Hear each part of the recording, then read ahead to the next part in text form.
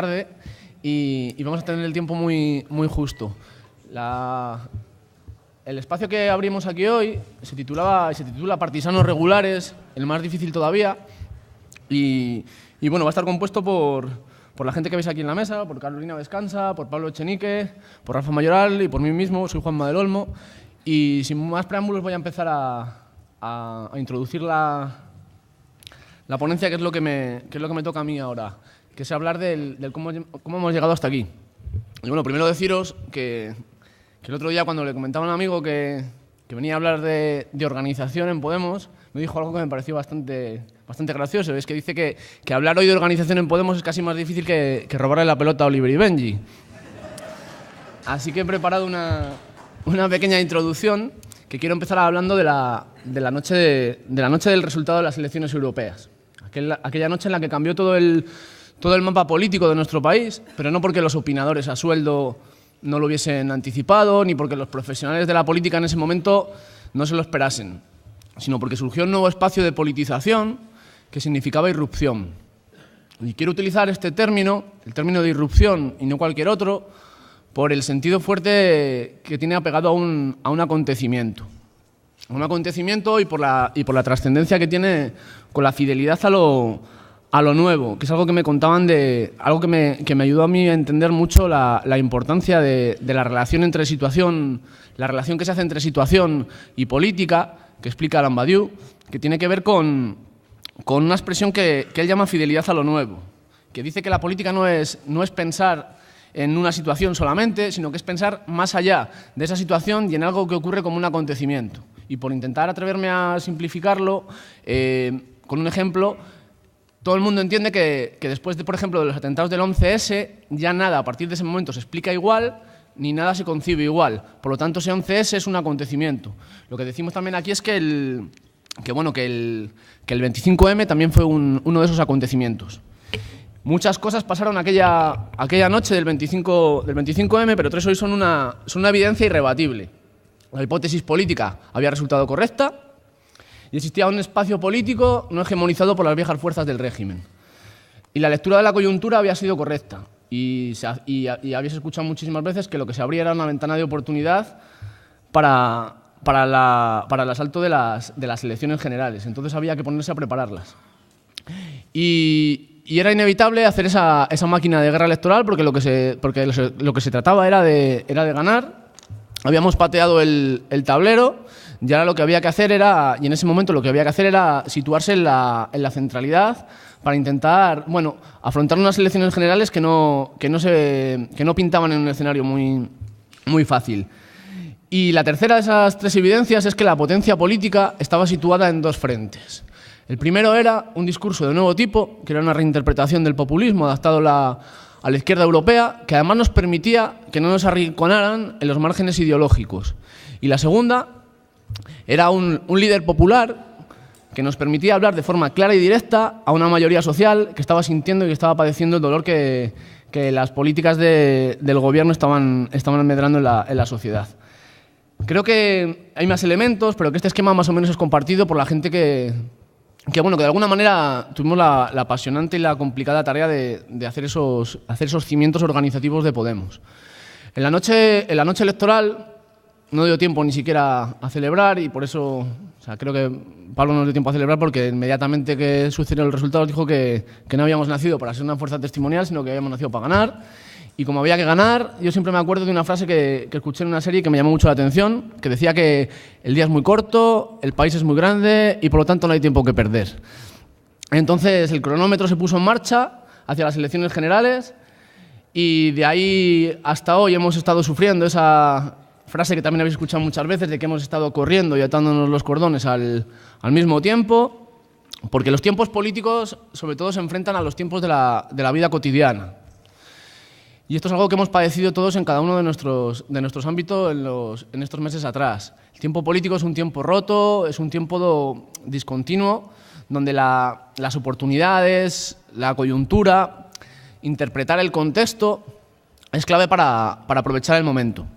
Y es obvio que si hubiésemos trabajado durante todo este tiempo de otra forma, hoy Podemos sería diferente, porque nadie puede anticiparse a los acontecimientos.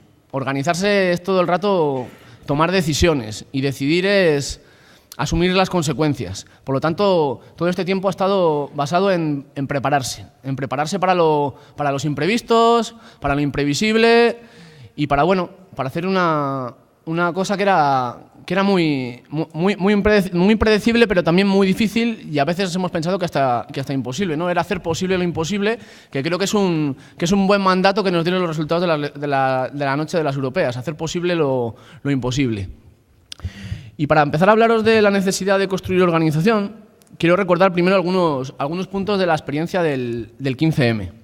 Los que participamos en el 15M tenemos una experiencia de una gran movilización que sacudió como una corriente eléctrica a todo un país, que podemos decir y afirmar que estaba en estado de inmovilismo.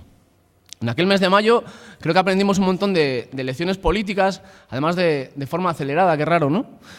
Que nos van a permitir, nos han permitido no cometer algunos errores. Porque relacionado con el 15M creo que muchas veces lo miramos atrás, pero creo que debemos de no dejar de hacerlo, y creo que algunas cuestiones tenemos que repensarlas hoy desde Podemos en lo que tiene que ser la configuración de un nuevo bloque histórico. Y quiero referirme ahora al 15M como las olas de indignación, que son muy eficientes para llamar la atención y para movilizar, pero que en función del carácter fluido y de la volatilidad no son apropiadas para la configuración de un espacio público capaz de organizar políticamente la desafección de la mayoría hacia un modelo social determinado. Por eso la indignación es esencialmente social y no política. Y no debe nunca leerse como el inicio de algo, sino más bien como el final, como una ruptura simbólica o como la manifestación del cierre de una etapa.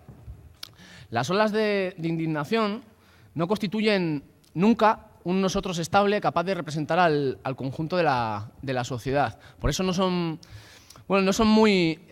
dicen que no nos permiten organizar la indignación, sino que nos permiten interpretar ese fenómeno. Porque es lo que hay que hacer, interpretar el fenómeno, extraer las conclusiones, si lo que se quiere es hacer política y no caer en el oportunismo. Por lo tanto, para construir políticamente, para organizar todo ese malestar social, para transformar la reacción de indignación en acción política, es necesario alejarse un poco, tomar distancia y aprender a leer políticamente ese tipo de fenómenos. Creo que en Podemos eso lo hemos hecho muy bien. Creo que hemos sabido interpretar el 15M y creo que hemos sido muy respetuosos con la lectura y con la relación que se tuvo con él. Pero no se trata aquí de analizar detalladamente uno de los fenómenos sociales que ha sido más complejos desde la transición española. Se trata únicamente de hacer una pequeña extracción de las cuestiones básicas para tenerlas en cuenta en nuestra experiencia. Entonces, ¿por qué hacemos aquí hoy memoria de aquella experiencia colectiva? Bueno, porque pensando desde la perspectiva esta que os acabo de traer aquí, la mayoría de los problemas organizativos que hemos ido afrontando en Podemos tienen una relación indirecta en la forma en la que traducimos el movimiento social a organización política. El 15M condicionó la forma organizativa de Podemos y para bien y para mal la mayor parte de cosas que hemos ido viviendo estos 2 meses han sido heredadas de las plazas. E incluso la ética y la estética del 15M condicionó el imaginario simbólico de nuestra organización, de lo que hoy es Podemos y lo que ha sido Podemos durante estos 2 años. Del 15M yo creo que aprendimos la necesidad de organización popular, pero también aprendimos otra cosa, y es que organizarse es un proceso muy complejo. Ahora voy a enumerar 3 problemas generales que hemos tenido que afrontar repetidamente desde la fase que comprende desde Vistalegre hasta el momento actual, y que pueden ser una especie de resumen de un diagnóstico de lo que ha sido la organización, con sus aciertos y sus errores hasta ahora.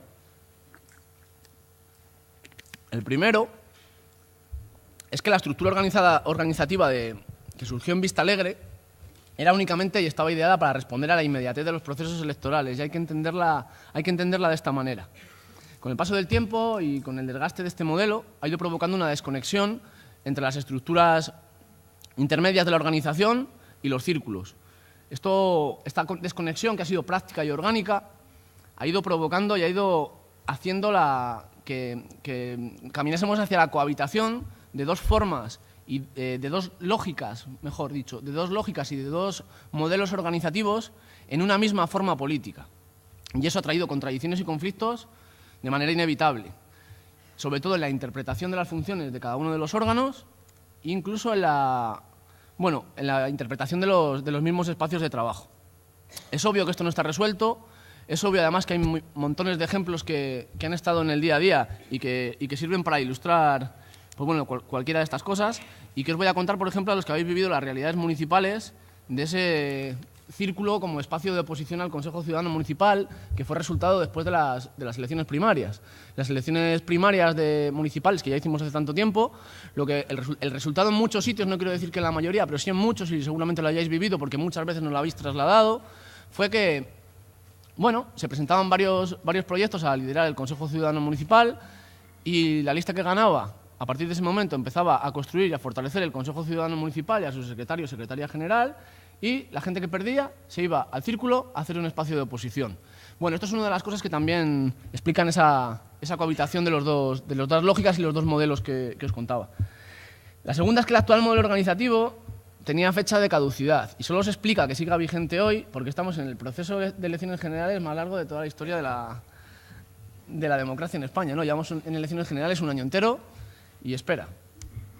Así que, forzados por aquella coyuntura, tuvimos que adoptar la máquina de guerra electoral, sabiendo además todos los peligros que ésta tenía.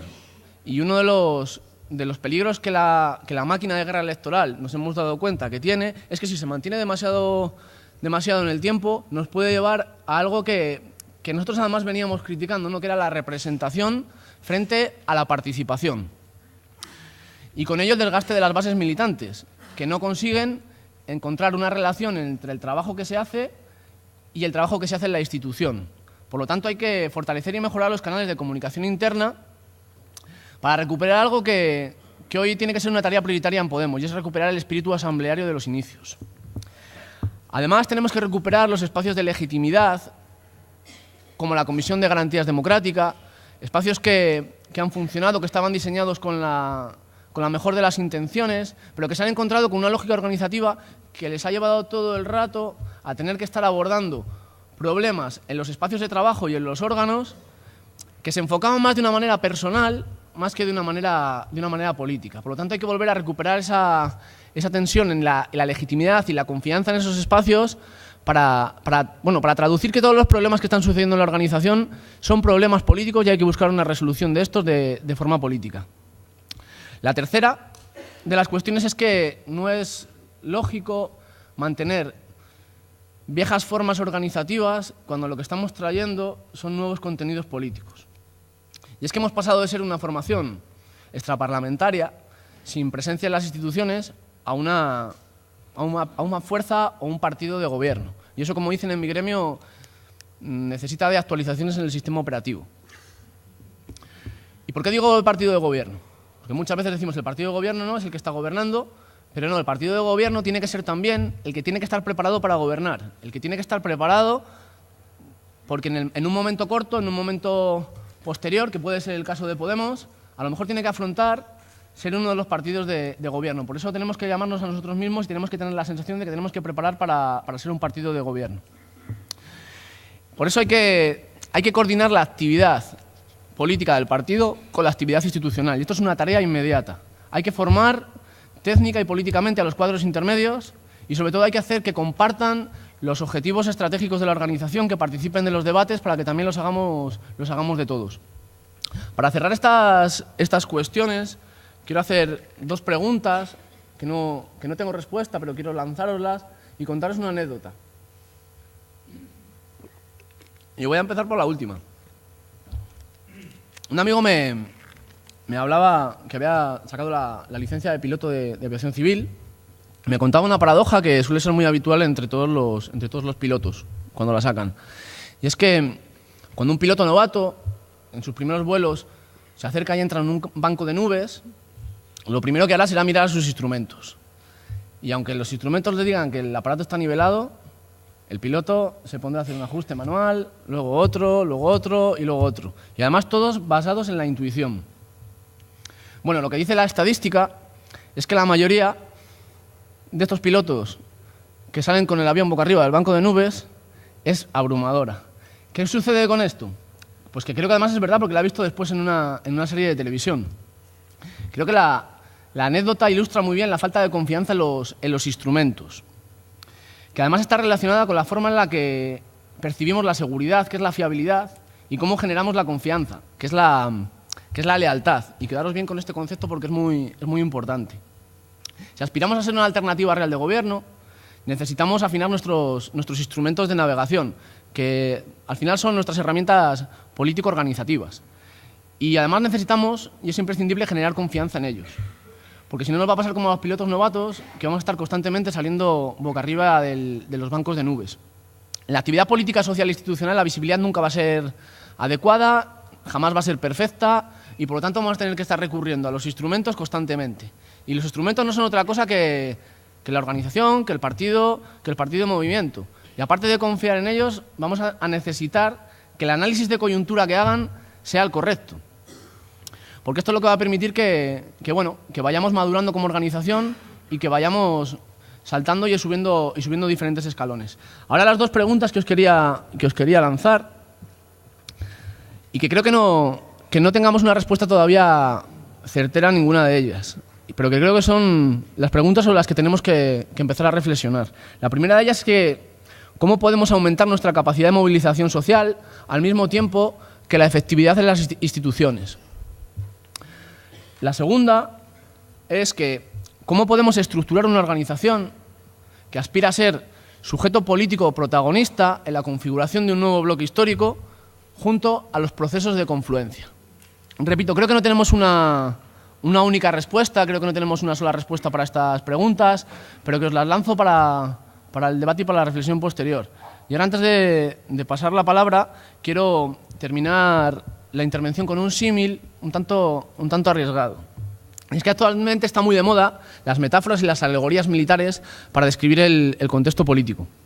Es verdad que la estrategia tiene sus fuentes principales en el diseño de la confrontación y de la batalla, y que la política y la guerra comparten elementos indisociables y que muchas de esas situaciones pueden observarse bajo esos mismos criterios. Y sin embargo, quiero realizar un paralelismo entre la organización y la danza. Y aquí voy a hablar de una cita de Emma Goldman, que decía que una revolución en la que no se puede bailar es una revolución que no merece la pena. Por lo tanto,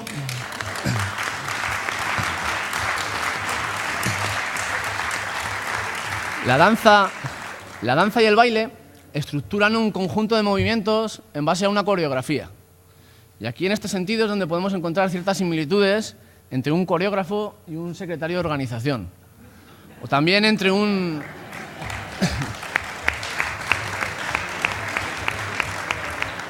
También podemos fijarnos en un director de orquesta, ¿no? Ante la novena sinfonía de Beethoven, que la novena sinfonía de Beethoven siempre va a ser la novena sinfonía de Beethoven. Te pongas como te pongas, pero dependiendo del director de orquesta puede que tenga sus diferencias, sus matices y su pequeño toque.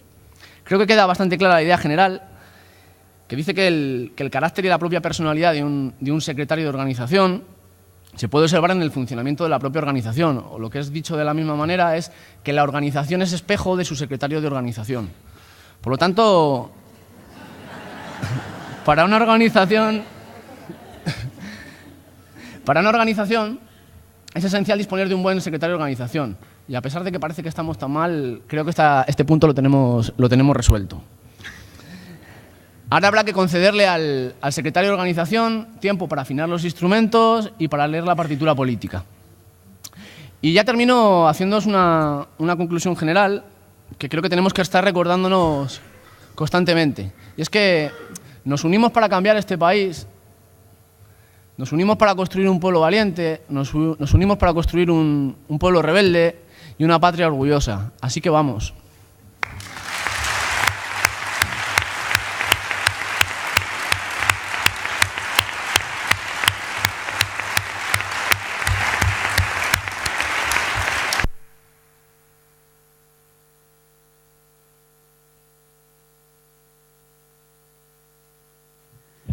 Hola, buenos días. Qué bonita intervención la de Juanma, ¿eh? Ahí. Coreógrafo, te ha tocado, Echi. Que bailar, jodido. Bueno, Eche, que es muy majo, ¿no? Un día estábamos discutiendo y hablando sobre el origen de los partidos y como yo he dedicado mucho tiempo a estudiar eso, le dije ahí una cosa que le sorprendió y me dijo, tengo una mesa en la universidad sobre el origen, vente a hablar de los partidos. Y dije, vale. Y luego me dijo, 10 minutos. Y dije, ¿cómo? Y voy a empezar, voy a intentar ser lo más breve posible. Veis que vengo con los materiales, porque yo he dedicado así un rato a estudiar esto en el pasado. Y voy a empezar contándoos cuando empezamos a construir Podemos, allá en el 2013, principios del 2014, cuando yo dije, venga, va, ¿no? Voy, yo también voy. Hice una lista de las cosas que yo sabía hacer y que creía que podían ser útiles. Y dije, bueno, cosas que sé hacer. Bueno, yo sé hacer encuestas, sé hacer análisis electoral, sé hacer análisis sociológico, sé hacer estatutos de partidos, sé hacer... Y entonces me dije, venga, priorizad qué es lo que queremos, qué es lo que nos interesa que empiece a hacer antes. Y hubo distintas opiniones sobre qué era mejor empezar, sobre análisis políticos y sobre sociología electoral, pero hubo un consenso muy grande en aquel grupo de 30 o 40 personas de que lo que no había que hacer en ningún caso eran los estatutos de un partido político. Eso todos me dijeron, ni hablar, ni hablar, ni se te ocurra ponerte a hacer eso, ¿no? Y bueno, fue muy gracioso porque luego resultó que fue lo más urgente para hacer, ¿no? Claro. Y eso encaja muy bien con el origen de los partidos políticos. Los partidos políticos no nacieron al mismo tiempo todos, ni de la misma forma, y hay muchas formas de clasificarlos. Pero si os parece, voy a repetir algunas de las frases que se dijeron sobre el nacimiento de los partidos en la Francia de la Revolución Francesa, porque veréis que son, bueno, no mucha gente estaba allí, pero no sé, de los que estaban, de los 40 aquellos, no sé quién está aquí hoy. Bueno, alguno habrá de los 40 que estaban en aquella habitación diciendo que no había que hacer unos estatutos de un partido en ningún caso, pero bueno, como todos los que estáis aquí seguro que estabais en las plazas el 15M, pues este rollo os sonará, ¿no? Y os voy a leer unas frases, no os voy a decir de quién son, bueno, en realidad sí, porque ya os he dicho que es de la Revolución Francesa, pero os sonarán, porque son prácticamente idénticas. Condorcet manifestaba en relación a los partidos políticos que una de las necesidades fundamentales de la República Francesa era no tener ninguno. Danton afirmaba que el único necesario era el partido de la razón. Robespierre declaraba rotundamente que, por su parte, siempre que advertía ambición, intriga, astucia y maquiavelismo, reconocía un partido y que corresponde a la naturaleza de todos los partidos sacrificar el interés general. Saint-Just, en fin, aparecía como el más radical. Según él, todos los partidos son criminales. Y en esto, toda facción es criminal. Toda facción trata de socavar la soberanía del pueblo. Es decir, para que nos entendamos, que los partidos ya nacieron mal, ¿vale? O sea, que esto ya viene mal de origen, ¿no?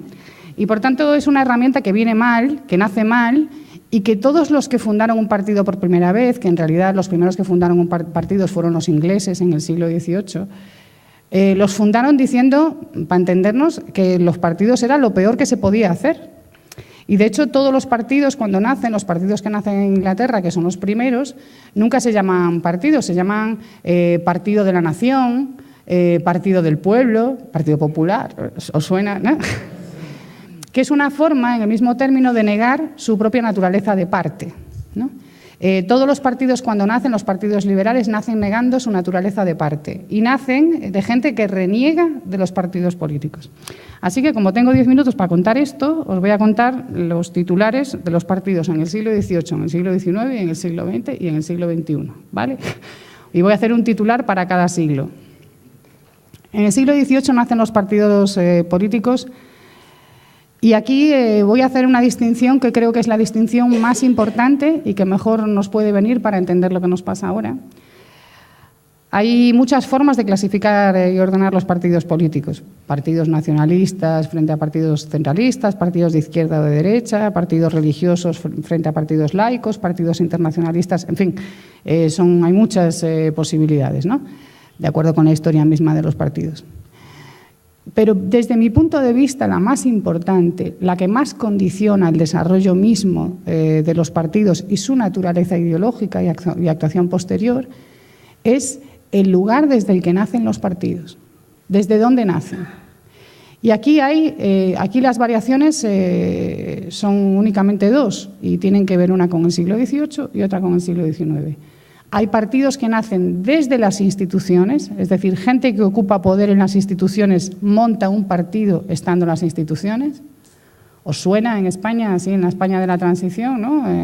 El partido del taxi, ¿no? Los 7 magníficos, partidos que nacen, el primer partido que nació, que es el antecedente del partido conservador británico, nació como agrupación de parlamentarios ingleses que se pusieron de acuerdo para hacer un grupito y mandar, ¿no?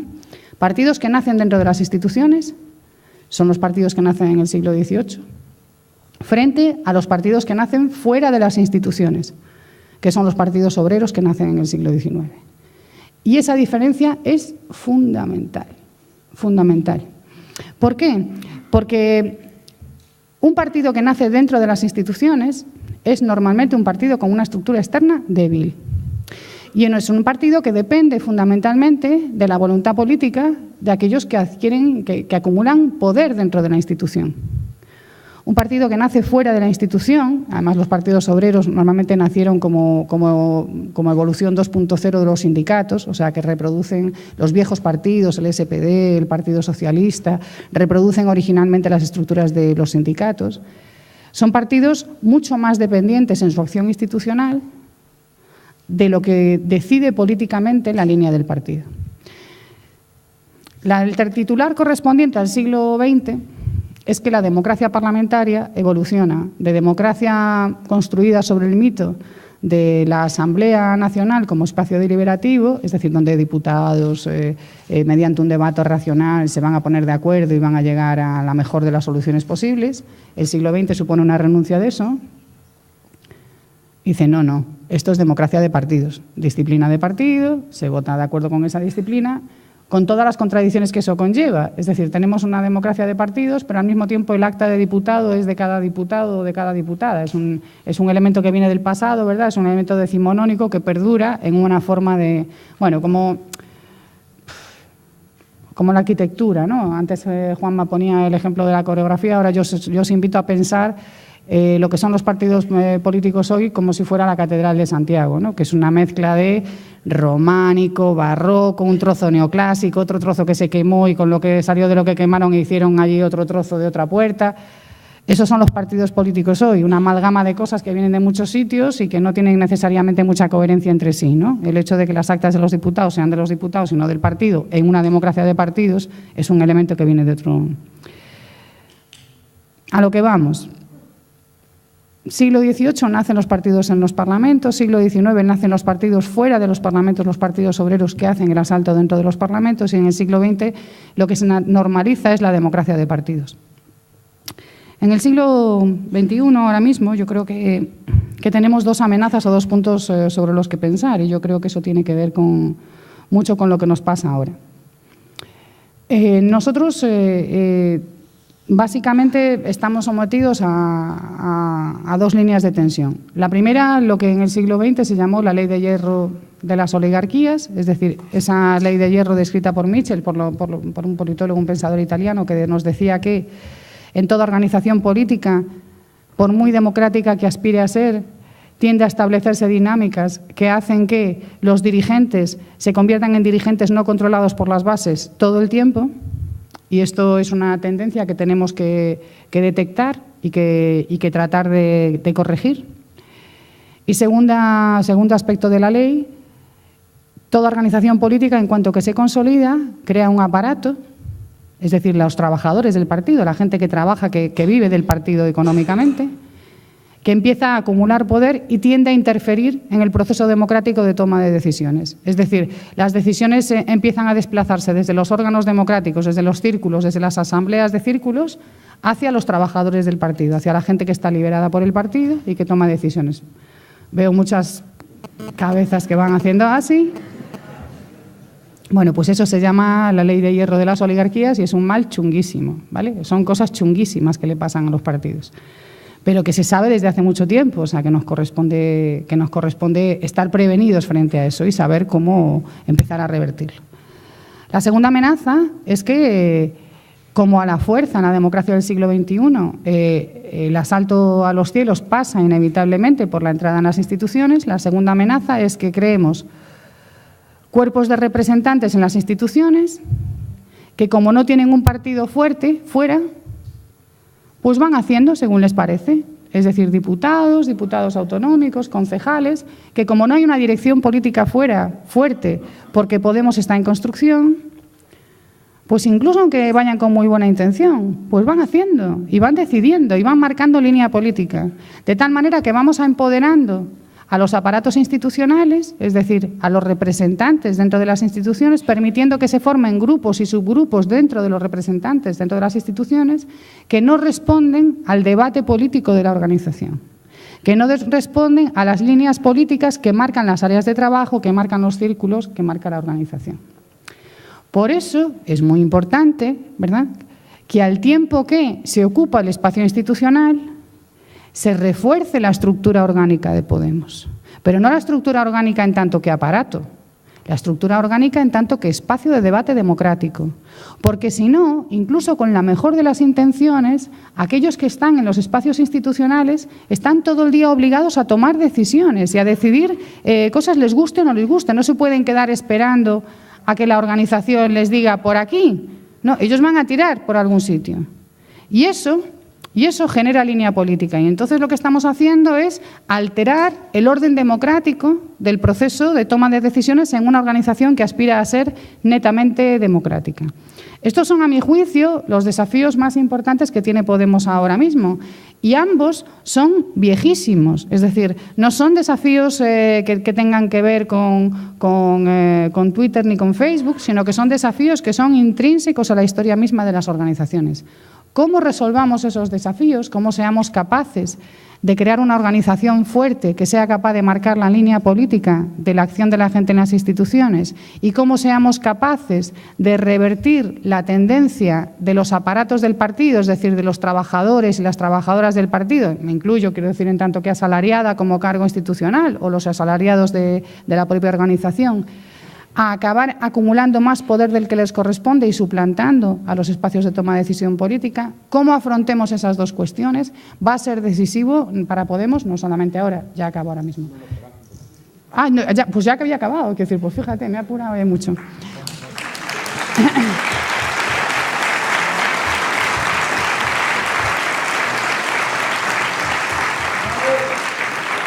En definitiva, dejo aquí la pelota porque creo que hay mucho que hablar y mis dos preocupaciones principales ya las he planteado. Gracias.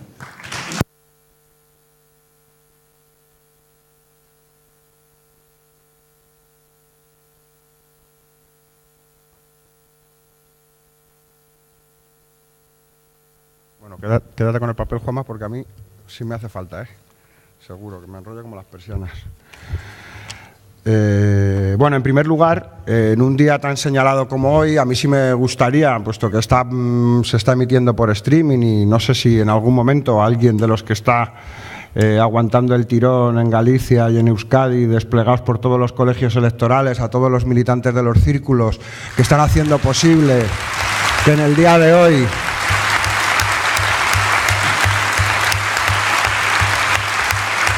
se abra una puerta al cambio y a la esperanza en Euskadi y en Galicia. Pues un abrazo muy fuerte a todos ellos y ellas, que son los que hacen posible que esto pueda funcionar.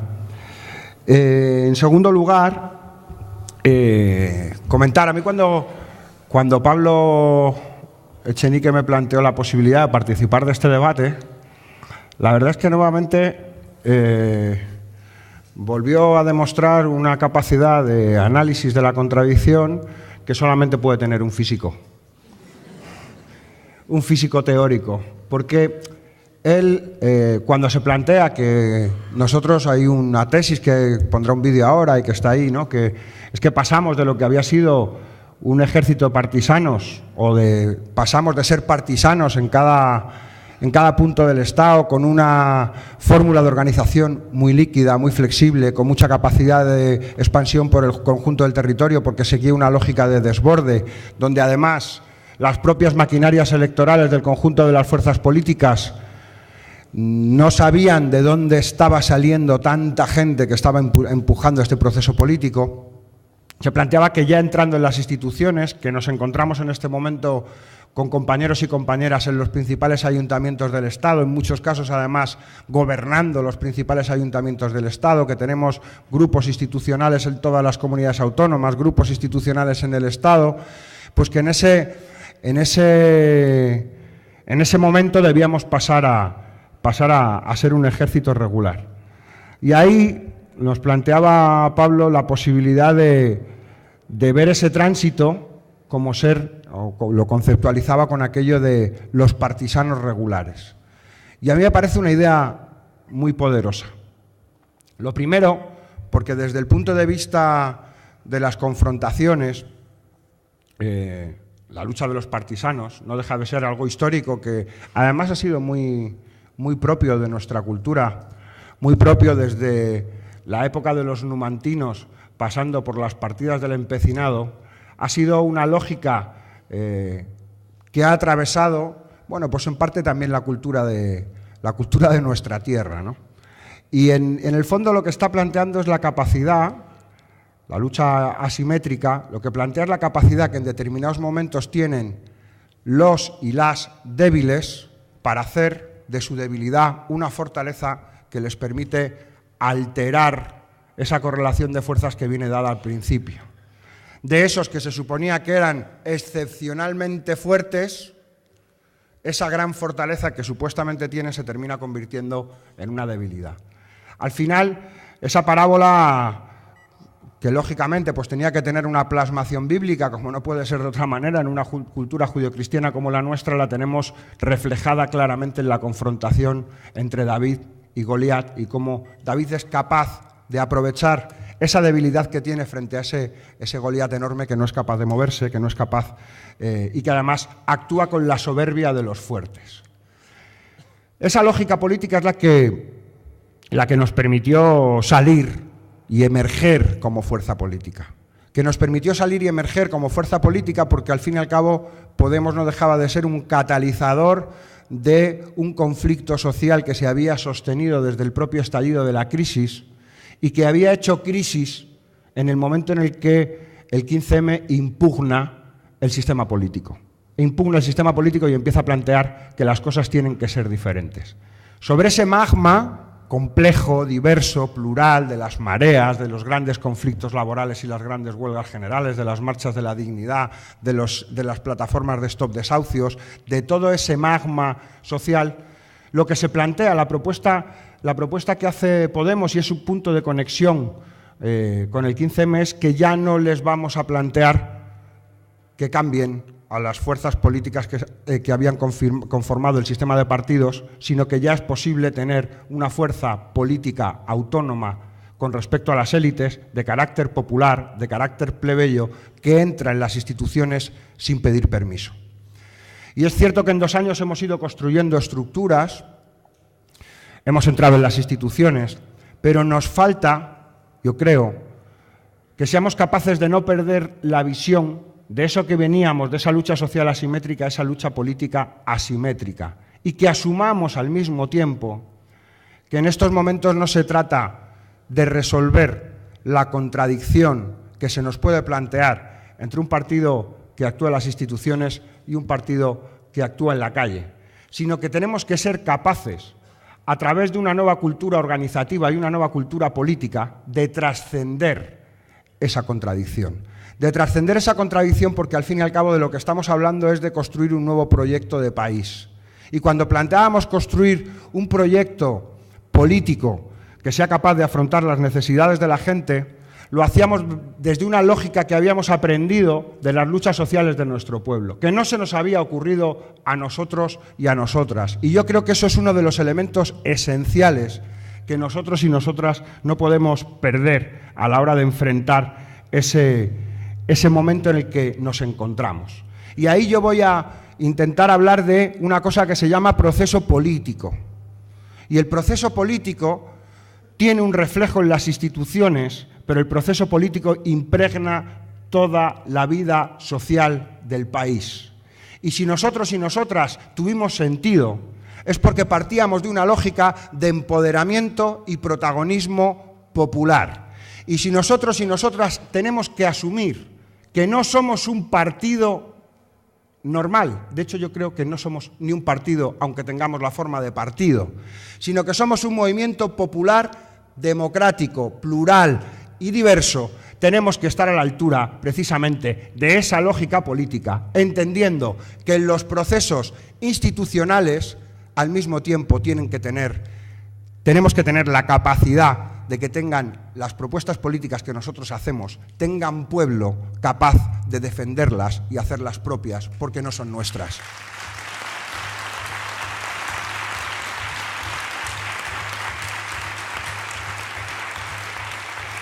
Y yo comentaba en el taller de ayer que teníamos sobre nueva institucionalidad un ejemplo que me parece muy interesante para que entendamos esto del proceso político. La misma propuesta política, con las mismas letras y los mismos contenidos, la ILP de la PA de Cataluña y del resto de organizaciones sociales de Cataluña que se discutió en el Parlamento de Cataluña.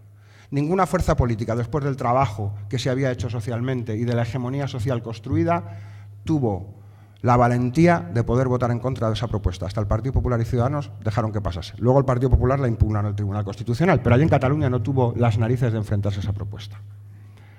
La misma, traducida al castellano, la presentamos nosotros en el Parlamento andaluz. Y la diferencia es que Ciudadanos y Susana Díaz no permitieron ni tan siquiera que se discutiera en el Parlamento de Andalucía. ¿Cuál es la diferencia? Es cierto que nos da una lógica de decir, necesitamos cocinar nuestras propuestas políticas con los sectores populares para que tengan fuerza. Pero al mismo tiempo hay algo que yo creo que es interesante, y es que si en el proceso político, si existe sinergia en el proceso político entre la gente que se encuentra en las instituciones y el movimiento popular, se es capaz de dislocar la aritmética parlamentaria. Y eso significa que pongamos el protagonismo y el empoderamiento popular como un eje de construcción política fundamental para nuestro proyecto.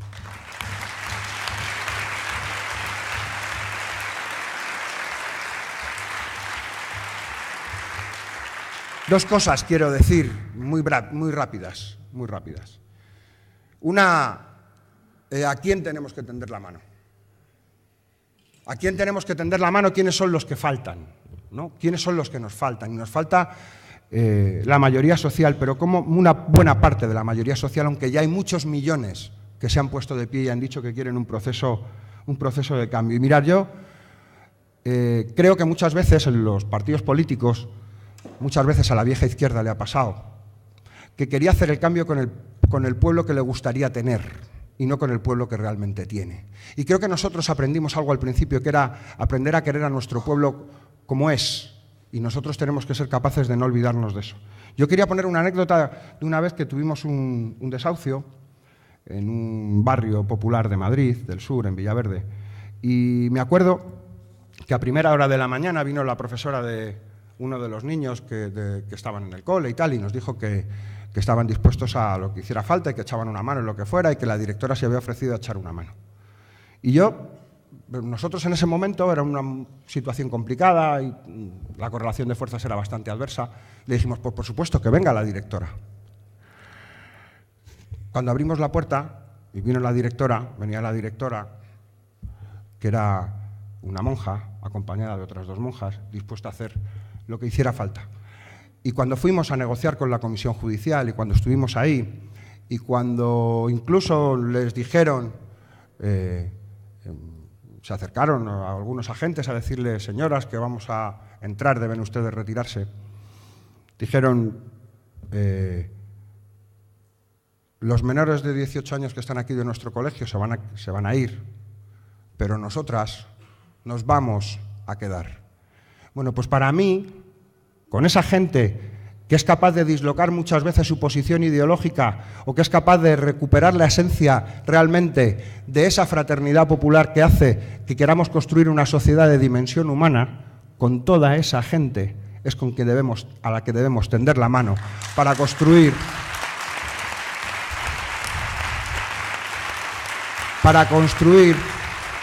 una sociedad de dimensión humana. Y termino con una cosa que a mí me parece interesante. Creo que tenemos que ser capaces de movernos como pez en el agua entre nuestro pueblo, que nuestra organización tiene que moverse como pez en el agua entre nuestro pueblo. Pero la realidad es que en estos momentos nos están achicando el agua. Yo he oído hablar mucho del cerco y creo que sí que es cierto que hemos pasado de la guerra de movimientos a la guerra de desgaste y nos están haciendo una guerra de desgaste y además nos están cercando.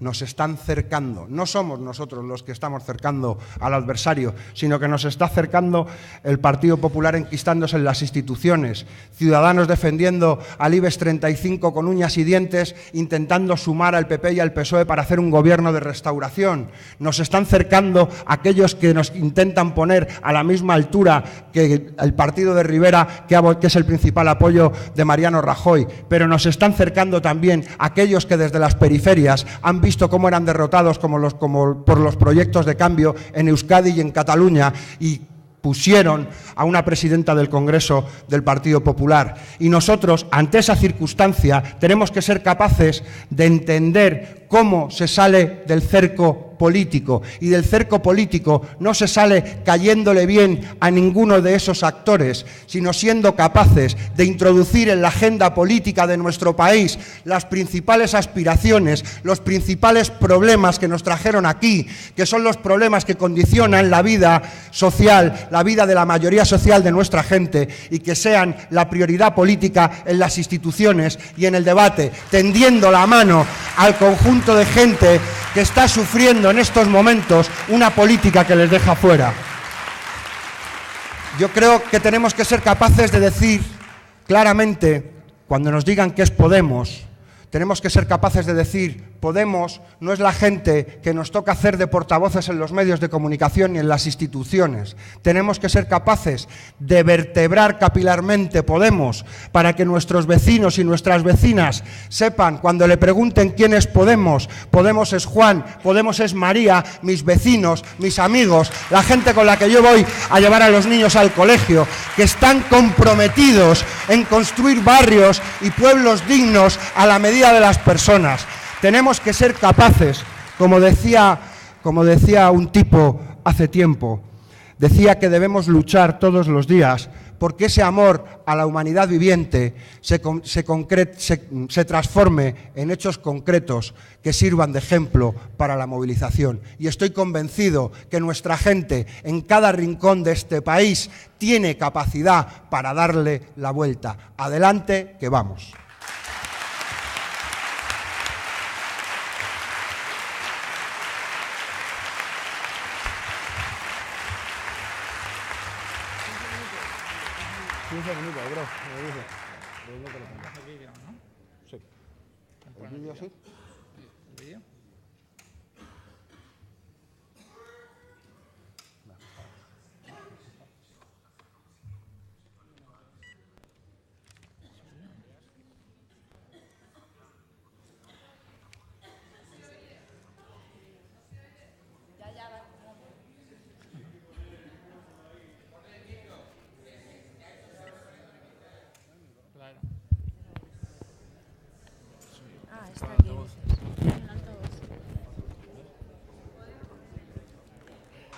Vendríamos a decir que el 26J cierra un ciclo electoral que se había abierto con las europeas, que pone fin a la clave de la hipótesis Podemos. Se acabó la hipótesis Podemos, se acabó el estilo Podemos, se acabó el blitz, se acabó la posibilidad de impugnación, se acabó la gramática. Lo que toca es asumir lo que viene, y lo que viene es un escenario completamente nuevo y un desafío que a mí me impresiona, que incluso me acojona, porque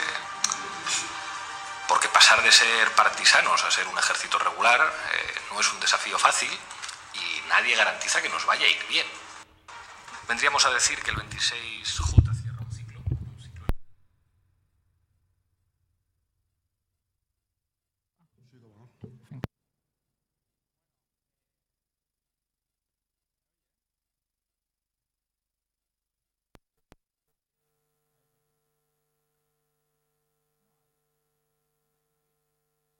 ¿No? ¿Ahora? Ahora. Vale.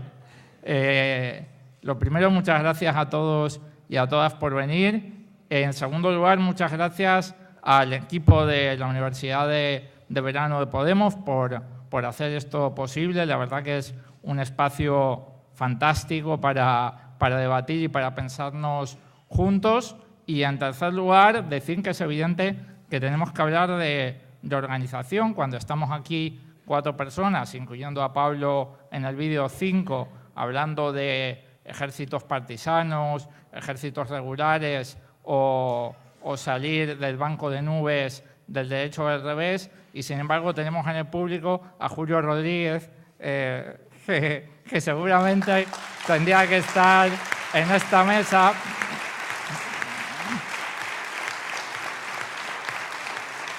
Y que seguramente salía siempre del derecho de los bancos de nubes. Fallo mío. Estas son las palabras pronunciadas por Pablo justo después del 26J, y esta es la metáfora que inspira el título de esta ponencia. Según World Reference, un partisano es un guerrillero que combate a un ejército invasor o apoyado por un gobierno ilegítimo.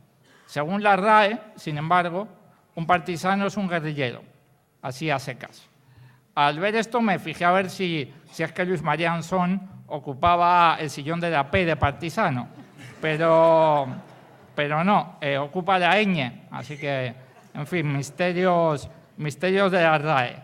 En todo caso, volviendo a la dicotomía que nos plantea, es difícil no elegir ser partisano en estos días en los que hay sectores de partido en el poder que defienden abiertamente que haya una calle en Madrid con el nombre de jefe de propaganda de una dictadura genocida. ¿Os imagináis a Angela Merkel defendiendo que haya una calle Joseph Goebbels en Berlín? Pues eso está pasando estos días. En estos días oscuros, cualquiera que ame la libertad, la decencia y la democracia se enfrenta a la transición que plantea Pablo y no solamente se acojona, es que además se deprime. En estos tiempos, si hay que elegir entre ejército regular o partisano, yo lo tengo claro, yo me quedo con partisano. Afortunadamente creo que no hace falta elegir. Creo que tanto Pablo como los que estamos en esta mesa, como todos vosotros y vosotras, somos conscientes de que la metáfora dibuja 2 extremos que estimulan el pensamiento, pero ninguno de los cuales es ni deseable ni óptimo. Cuando uno se plantea qué forma organizativa de adoptar, la cuestión clave y previa, yo creo que esto es evidente, es, por supuesto, ¿para qué? ¿Para qué adoptar una u otra forma organizativa? Para mí el objetivo de Podemos es muy claro y siempre ha sido el mismo. Tenemos que ser una herramienta útil para acabar con la injusticia social y con esos privilegios inexplicables y a veces extravagantes de los que goza pues una muy pequeña minoría de poderosos en nuestro país. En nuestro país y también en Europa. Siempre recuerda Pablo Gustindui, y estoy muy de acuerdo con eso, que nuestra responsabilidad es doble, porque a la vez que hacemos este trabajo en España hay millones de hermanos y hermanas europeos que nos están mirando con esperanza, con curiosidad y con esperanza. Y con esta brújula, para mí los 2 organizativos sin los cuales no es posible conseguir estos objetivos sociales están bastante claros. El primer objetivo, no separarnos nunca de las necesidades y de las vidas de la enorme mayoría de la gente. Para mí eso es el primer objetivo fundamental. Que nunca la gente corriente nos pueda decir con buenos motivos que no la representamos. Que nunca nos convirtamos en el aznar que nos lleva a una guerra sin escuchar el clamor de un país, o en el zapatero que niega la obvia crisis y no sabe cuánto vale un café. Que nunca nos pase eso. Que nunca dejemos de mirar hacia afuera por estar todo el tiempo atrapados en debates internos. Como segundo objetivo, pero para mí al mismo nivel de importancia, mantener siempre la independencia de los poderes fácticos y también la agilidad y la capacidad de maniobra. El adversario es fuerte y es enorme, pero también es lento por sus deudas con los poderosos. El adversario es como un elefante. Nosotros somos, en cambio, pequeños y precisamente por eso no podemos permitirnos ser lentos. Si somos tortuga, el elefante nos pisa. Tenemos que ser gato. Tenemos que ser gato. En ese sentido, y lo voy apuntando telegráficamente como chispa, como llave de arranque del debate que tenemos que tener en los meses que vienen y que desembocarán en una asamblea ciudadana estatal, más pronto que tarde, creo que es fundamental que garanticemos que se den en Podemos una serie de objetivos más numerosos, más concretos, que creo que cuelgan de estos dos objetivos que he planteado y que además los planteo como a ambos lados de ese espejo en el cual la estructura formal y las bases de Podemos nos miramos mutuamente, a veces de un lado, a veces del otro. El primer objetivo creo que es que los cargos públicos y orgánicos de Podemos nunca pierdan contacto con las bases y con la ciudadanía. Esto se hace, por supuesto, con un código ético que bloquee la autopista de Moqueta, la autopista pavimentada de Moqueta, que lleva directamente hacia la casta. Pero creo que también se consigue no encerrándonos en los parlamentos y en los órganos. Creo que tenemos que generar espacios de debate abiertos y frecuentes donde la comunicación sea bidireccional. Del otro lado del espejo, del lado del espejo de las bases, creo que los círculos se tienen que ir convirtiendo poco a poco en espacios abiertos, densamente conectados con lo social, en comunicación directa, por supuesto, con los cargos públicos y orgánicos de Podemos y dedicados mucho más a la acción local que a los debates tácticos o internos como ha pasado hasta ahora. En ambos lados del espejo creo que es clave que nos veamos más entre nosotros y con el afuera, que hablemos más, pero que hablemos menos sobre nosotros, más hablar de desahucios y dependencia y menos de debates, si me permitís la expresión de Chichinabo, como el debate del tono, que a mí me parece un poco eso. Segundo objetivo concreto, que mejoremos nuestros mecanismos de democracia interna, que yo creo que ya son muy avanzados, pero creo que los tenemos que mejorar, que siempre tomemos las decisiones importantes en votaciones abiertas y que, por supuesto, siempre elijamos con la más escrupulosa de las primarias a nuestros cargos electos y a nuestros cargos orgánicos. Que abramos vías más eficientes de entradas de propuestas y que desarrollemos mecanismos que no sean gravosos para no ser tortuga y seguir siendo gato de control democrático entre asambleas.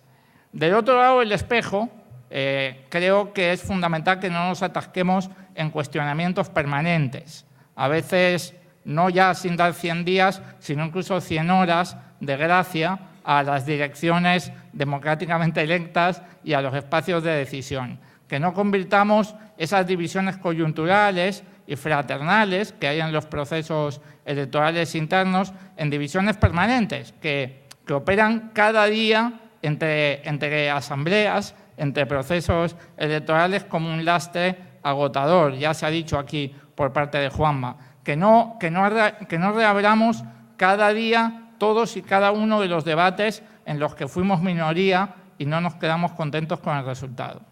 Creo que eso es fundamental.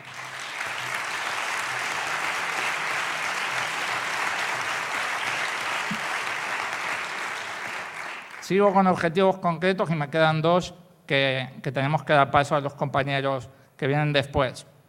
Creo que es fundamental que sigamos con ese comportamiento financiero ejemplar, que nunca pidamos dinero a los bancos o a grandes donantes. Esto lo hemos hecho desde el principio, es inédito entre los partidos de nuestro país y es indispensable para que nuestras únicas deudas sean con la gente. En la nueva etapa con representación institucional se añade un nuevo eje y yo creo que en ese eje tenemos que intentar minimizar nuestra dependencia de fondos públicos, que es lo mismo que dependencia de lo electoral. Es difícil, pero creo que lo tenemos que intentar. Del otro lado del espejo, creo que tenemos que intentar que cada vez más y más personas colaboren económicamente con Podemos en la medida de sus posibilidades. Pero también que seamos conscientes de que siempre vamos a tener pocos recursos. Siempre. Porque queremos tener pocos recursos. Porque eso significa tener pocas ataduras. Creo que es fundamental que busquemos maneras transparentes y efectivas de financiarnos mejor, pero creo que también es fundamental que no nos olvidemos nunca de que hicimos la campaña de las europeas con una mano delante y una mano detrás, y mirad lo que pasó.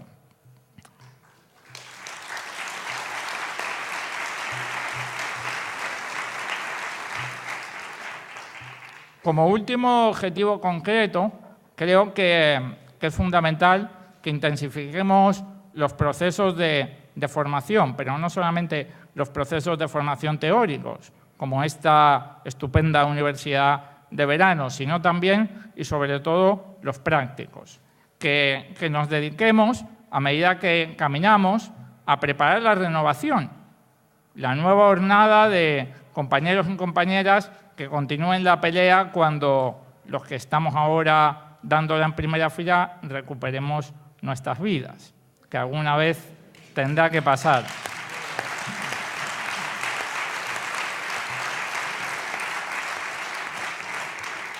Creo que es clave que esta formación se potencie y se fomente combinando de manera inteligente la incorporación de cuadros ya formados con procesos de contratación lo más abiertos posible y siempre transparentes, que aumentemos la porosidad de los equipos de trabajo y los intentemos llenar siempre que podamos de aire fresco. Del otro lado del espejo, creo que es fundamental, y esto también se ha apuntado especialmente por parte de Carolina, que se sea consciente de que Podemos nunca puede ser entendido como una fuente de empleo o como una salida laboral. Si dejamos que se cree un funcionariado de partido o si permitimos que las contrataciones se entiendan como un premio a la militancia, o peor aún, como un premio a la lealtad y no como una herramienta más para construir una organización ágil y de cambio, pues nos convertiremos en aquello que no queremos ser.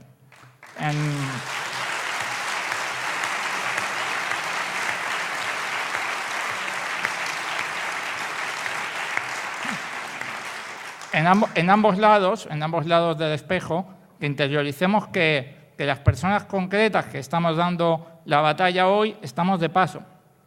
Tanto los cargos electos u orgánicos como los trabajadores. Que no somos la roca que construye un castillo, que somos el agua, que nunca es la misma entre cada subida de la marea, y esto va para los compañeros de Galicia.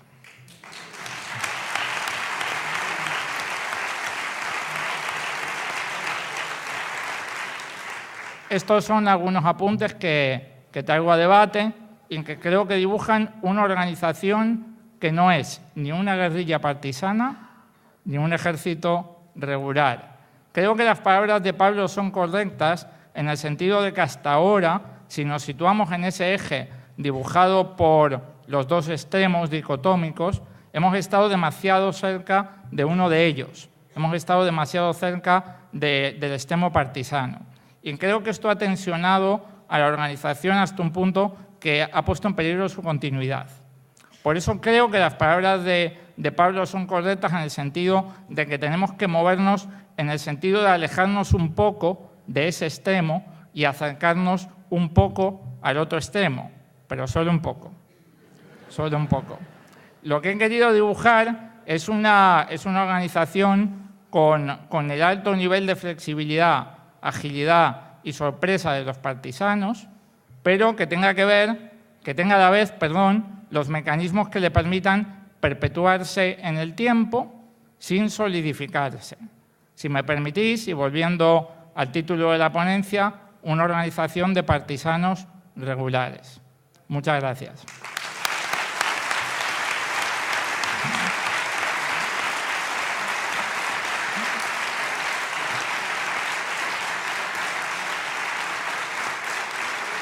Y